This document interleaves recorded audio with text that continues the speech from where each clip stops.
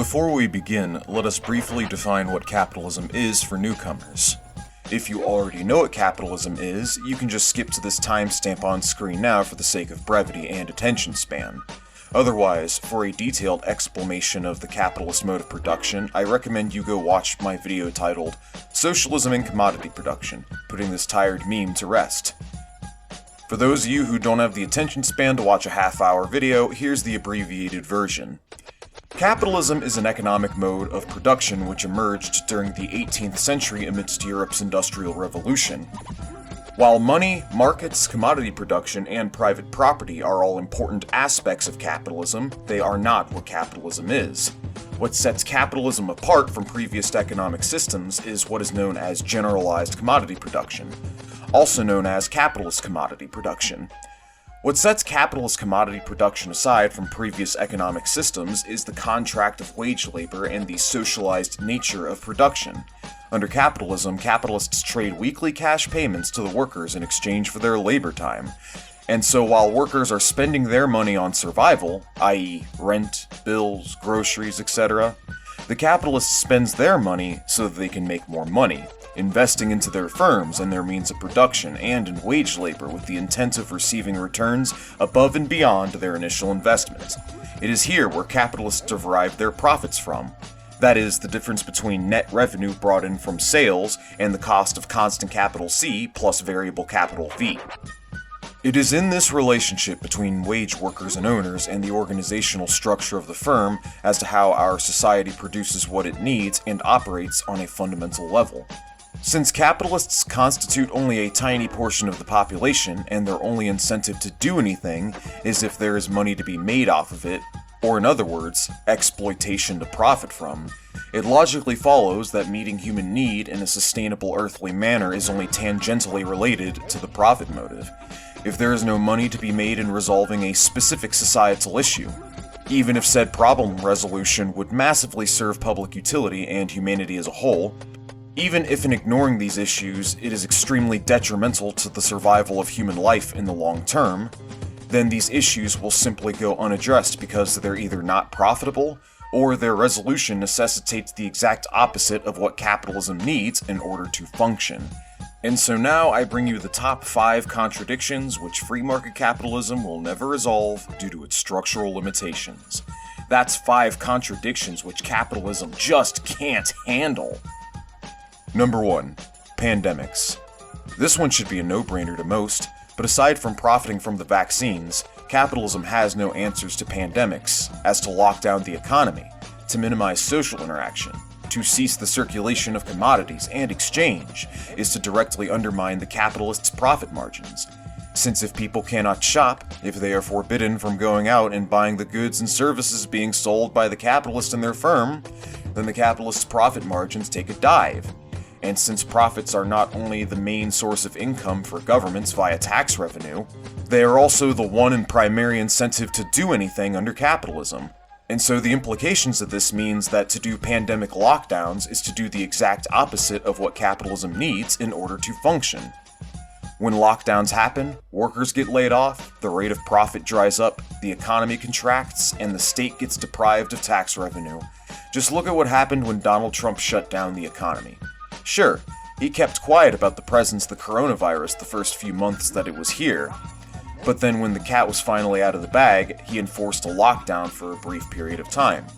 The result was an immediate stock market panic, economic recession, and unemployment rates spiking up to 40% for a time. Fast forward 2 years later, and the Biden administration has completely opened the economy back up, doing no sort of lockdown protocols and effectively pretending that the pandemic is over despite infectivity and mortality rates being as high as ever. Why? Because capitalism can't handle the shutdown, and by extension has no answers to the pandemic. And so workers are just expected to go to work and risk their health and personal safety for the profit margins of their bosses.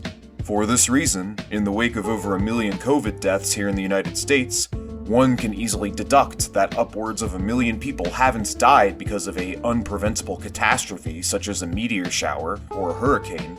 Over 1 million people have died because they have effectively been sacrificed upon the altar of profits. Number 2. Climate change.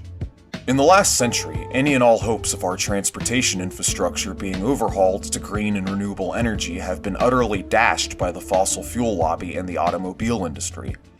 Once upon a time, major American metropolitan areas such as Detroit once had clean and efficient electrically powered mass public transit in the form of trolleys, trains, and rail. What happened to it all, you ask?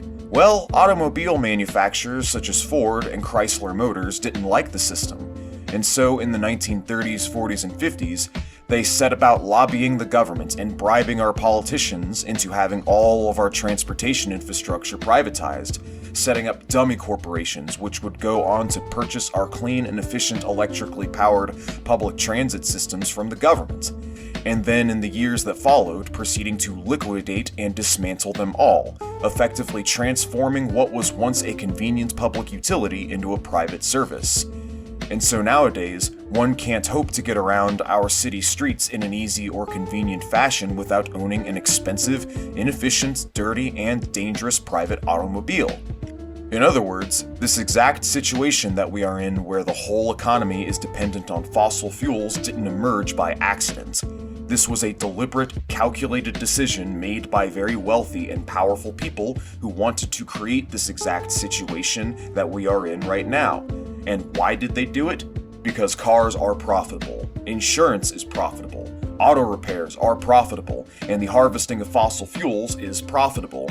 And so despite the fact that cars are the most dangerous form of transportation, constituting one of the leading causes of death here in the United States, despite cars being the worst and most inefficient form of transportation with respect to energy, space, and resource usage, despite the fact that cars emit toxic exhaust into the atmosphere, directly contributing to air pollution and climate change, despite the outrageous costs that people have to undertake in the ownership and the upkeep of having a personal automobile, despite all of the drawbacks which the public is forced to deal with, because they are so highly profitable and the alternative is so highly unprofitable, we are stuck with automobiles. Funny how the ultimate symbol of freedom is absolutely mandatory for everybody to have in order to get around, huh? With that being said, there are alternatives to fossil fuels, of course. They're just not profitable at all.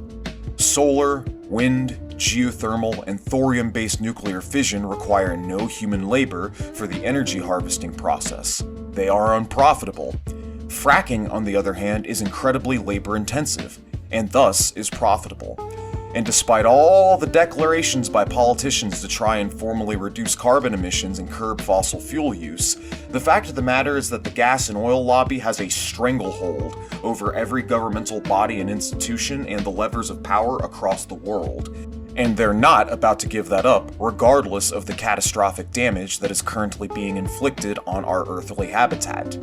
In fact, they've known about climate change since the 1970s and still chose to do nothing about it when 50 years ago was the ideal time to gradually transition away from fossil fuels. Had we done the Green New Deal back in the 70s, then we would be in pretty good shape today from a carbon emissions standpoint. Unfortunately, however, the Green New Deal is a drop in the bucket and simply won't cut it given to how long we've procrastinated on the necessary action to wean ourselves off of the hydrocarbon economy. The only thing that will get us to a carbon-neutral standpoint within the next 30 years is heavy amounts of central planning on the part of the government, something the private sector absolutely will not tolerate. Number 3. Environmental sustainability. This brings me to environmental sustainability. It is a fact that global ecosystems are in steadfast decline. Our oceans are overfished, our farmlands' topsoil is overtaxed by agribusiness, our rainforests are being burned away and cleared, plastic fills our seas, mountains of landfills span the landscape, and our skies are riddled with toxic poisons that are deadly to everything alive and routinely contribute to the deaths of millions globally every year. If you ask any environmental scientist today, they will tell you that we are trending in the red. In fact, in an article published by The Times just recently, it has been estimated that human economic activity has wiped out 70% of animal life on the planet within the last 50 years. That is a catastrophically sharp decline in our biosphere and life support systems within the recent decades. And despite these trends, world governments have once again gotten together to try and curb the rate of biodiversity loss, only to come back defeated over and over again, failing spectacularly to curb the rate in which human industrial practices are wrecking the planet. One of my favorite instances of this is the Convention of Biodiversity Report 2002 to 2010. In 2002, the developed nations came together in good faith to come to an agreement to try and curb biodiversity loss and ecological destruction, only to come back defeated a decade later.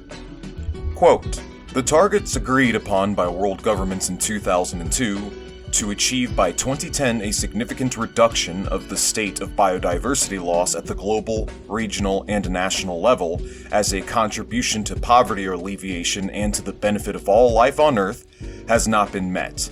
Actions to promote the conservation of sustainable use of biodiversity receive a tiny fraction of funding compared to infrastructure and industrial developments. Moreover, biodiversity considerations are often ignored when such developments are designed, and opportunities to plan ways that minimize unnecessary impacts on biodiversity are missed. Most future scenarios project continuing high levels of extinctions and loss of habitat throughout the century, with associated decline of some ecosystem services' importance to human well-being. And so despite government's initiative, little to no success is being made in the reduction of biodiversity loss under capitalism. And should we really be surprised? As discussed earlier, capitalism needs constant consumption, circulation, and turnover in order to spur economic growth and generate profits. And you can't profit or grow your economy by not consuming resources. It's quite literally the reverse opposite of what capitalism needs in order to function.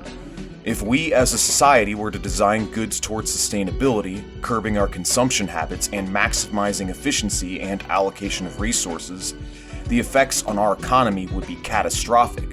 If, say, cars were designed to last for centuries, be easily serviceable and recyclable, and ran on electricity, or if clothes were resilient to wear and tear and could be worn for decades without replacements, or if our electronics were designed to be long-lasting and updatable, for any of this to happen would lead to a reduction in the circulation of commodities, a decrease in the consumption rates, a loss of jobs, and a contraction of GDP. In this way, goods are deliberately designed inferior on the spot with the intent of repeat purchase. For further investigation on the subject of planned obsolescence, I recommend some of my previous videos, titled Free Market Mythology vs. Reality, The Myth of the Rational Consumer, and Climate Change, Ecological Collapse, and the Elephant in the Room. For now, let's move on. Consider the following report by the UN. When you go industry by industry, with respect to environmental sustainability, none of them are profitable once you factor for the ecological costs which companies externalize onto the habitats. I repeat, if you were to force every industry on Earth to pay for the ecological damage which they externalize onto our earthly habitats, then virtually no industry on Earth is profitable. Every single one of them would go bankrupt if you tried to force them to conduct themselves sustainably. They quite literally can't do it. They have to destroy the Earth in order to function by design, and thus you cannot indefinitely grow an economy on a finite planet with finite resources, and yet the endless drive towards growth is all capitalism is about, because without it, this system doesn't function. And it's the same issue with pandemics and climate change. Actually resolving the issues would crash the economy due to the needs of the market. Are you starting to notice a pattern here, viewer? Number 4. Poverty and inequality. I'm sure many of my regular subs are familiar with this chart that shows that in the last 4 decades, despite labor productivity rising and being at an all-time high, that workers are not seeing the fruits of that productive growth. That is to say, more and more of the wealth that is created by the workers is instead going into the pockets of the bosses. Or how about this chart that shows that income inequality is on the rise everywhere, with the gap between the rich and the poor consistently increasing over the decades. From the United States to Latin America to Russia and Western Europe and so on, across the developed and developing world, the rich are getting richer while working people are largely either getting poorer or staying the same. And it's not limited to individual countries either. Over the last several hundred years that the so-called First World has colonized and pillaged the so-called Third World, the wealth gap between the rich countries and the poor countries has widened to a point to where the top 10% of the wealthiest countries on Earth own 76% of the world's wealth, while the bottom 50% of the poorest countries on Earth possess a paltry 2% of the world's wealth. And on a routine basis, while billions of dollars in virtue signal money might be donated to the Third World from the First World in the form of charities, trillions of dollars in value are expropriated and sucked out of the Third World by the First World in the form of tariffs, taxation, foreign direct investment, arm's-length contracting, and in some cases, outright pillaging and plundering. Once again, this situation did not emerge by accident. The reason why the First World and the Third World are what they are, the reason why we have such a long history of regime change in Latin America, the Middle East, Northern Africa, Southeast Asia, and so on, is because this exact situation was created by incredibly wealthy and powerful oligarchs who found that they could increase their profits by exponential margins by doing so. Remember, the modus operandi of capitalism is maximizing profits, and so the investor class will journey abroad with the intent of exploiting and dominating new markets and labor across international waters and soil. And so the global wealth divide is what it is, with the Third World having their economic development retarded over the centuries and their self-determination robbed from them by the First World forcibly via methods of colonialism and imperialism.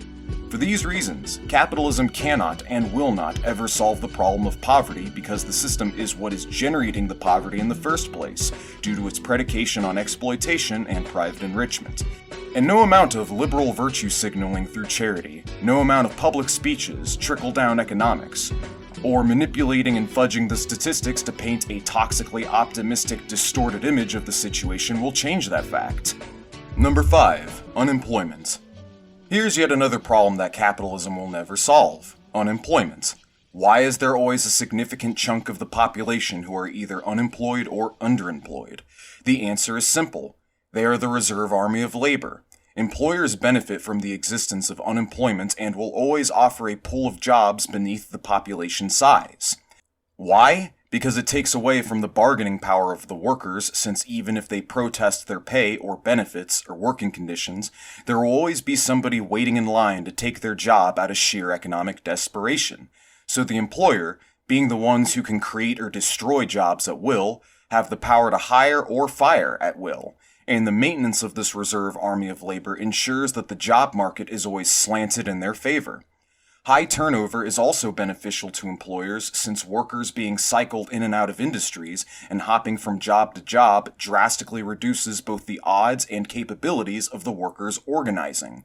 It is also the reason why, if there was ever a push for full employment or improved working conditions, that the capitalists will viciously attack it, engage in victim blaming out the wazoo, and loads of corporate whining and crying all over mainstream media about how the sky will come crashing down if we were to dare hire everybody that we can possibly hire and not leave anybody out to dry.